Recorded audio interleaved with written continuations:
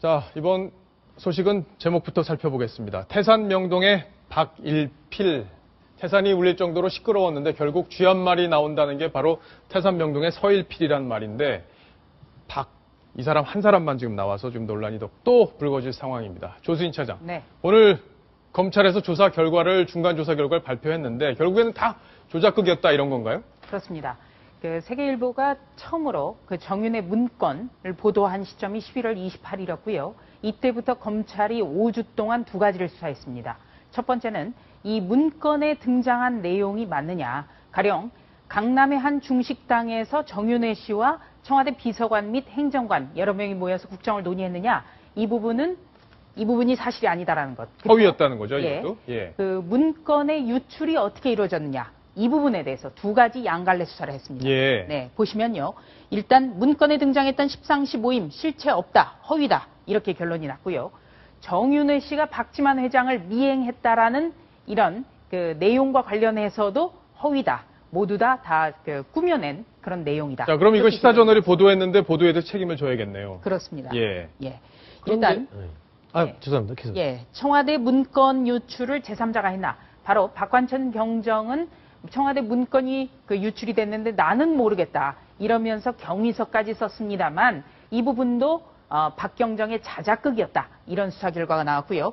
네, 청와대 문건은 그래서 박경정이 박지만 씨라든지 또는 다른 어떤 서울경찰청 정보분실의 경위들에게 주고 그것이 언론사에 나갔다. 네, 이런 결론이 나왔습니다. 제일 중요한 건 정윤회 씨가 인사에 개입했나 이 부분인데 이거는 아직 드러난 게 없나 보죠? 이 부분은 구체적으로 수사 대상이 아니었습니다. 그러니까 조금 전에 말씀드렸지만 수사는 이 최초에 보도된 문건의 내용, 그러니까 강남에서 어떤 국정을 논의하는 그런 사조직이 있었냐 이 부분과 그다음 문건이 어떻게 유출됐느냐 이 부분이고요. 지금 맨 마지막 부분은 정윤회 씨라든지 청와대 비서관들이 과연 비선 실세로서 국정에 어떤 개입을 했느냐 이 부분은 새정치민주연합이 정윤회 씨와 또 비서관들을 고소한 사건이 있습니다. 네, 이 부분에 대해서는 지금 수사가 진행 중입니다. 그럼 내용을 지금 보면요. 오늘 발표하는 거는 중간 수사 결과 발표라는 거죠. 물론 지금 수사 진행 중인 부분,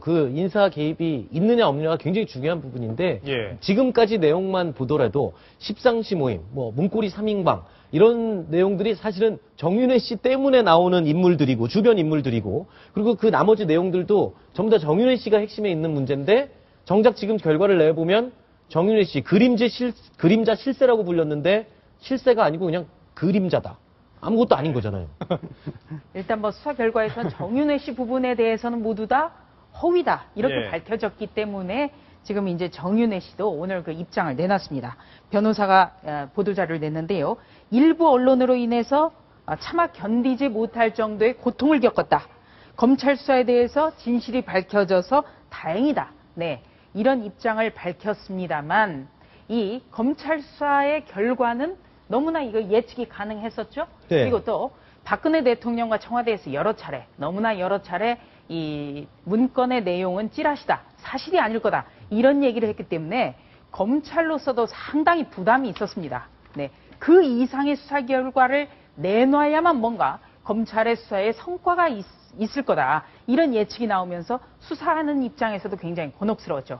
네, 정윤회 씨 부분에 대해서는 아직 수사가 진행 중입니다만 이 부분이 어떤 진실의 실체가 드러나기에는 굉장히 시간도 걸릴 것이고 쉽지 않아 보입니다. 자, 지금까지는 어쨌든 우리나라를 이렇게 뒤흔들어 놓은 그림자 실세의 논란, 결국에는 실체가 없는 걸로 지금 검찰 결과에선 드러나고 있는 건데, 저는 지금 박관천 경정 조응천 전 비서관이 만약에 이 수사 결과와 다른 얘기가 있다면 언론을 통해서 적극적으로 했을 텐데 나오지 않는 걸 보면 아마 검찰 조사 결과가 신빙성이 좀 있지 않나 이렇게 판단해 볼 수 있는데요. 자, 박성훈 논설위원. 지금까지 이렇게 많이 뒤흔들었던 이 사건 이렇게 정리가 되고 있는데 이거 어떻게 정리를 해봐야 될까요?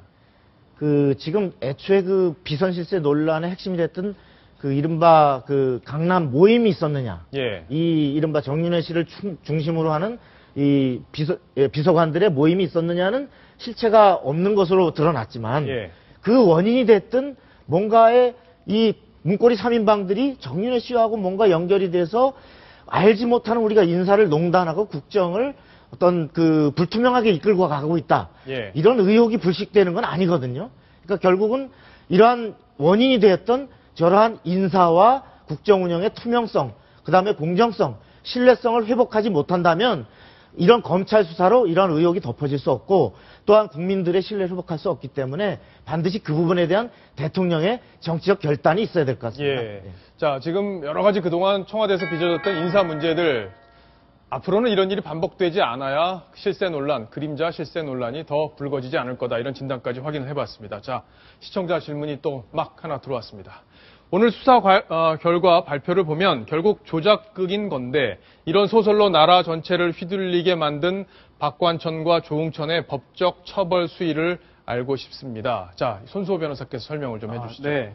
우선 만약에 조응천 전 비서관이 시켰다고 한다면은 법적으로는 교사라고 하거든요. 따라서 그 박경정부터 먼저 말씀을 드릴게요. 좀 여러 가지가 있습니다. 생각보다. 첫 번째로 이제 그 형법상의 공무상 비밀 누설죄가 있는데요. 법정형은 2년 이하의 징역 또는 5년 이하의 자격정지가 내려질 수 있고요. 예. 또 무고죄가 있는데 이게 인정된다면은 10년 이하의 징역 또는 1,500만 원 이하의 벌금이에요. 또한 공용서류 은닉 등의 혐의가 인정된다면 이거 역시 7년 이하 징역 또는 1,000만 원 이하 벌금이거든요.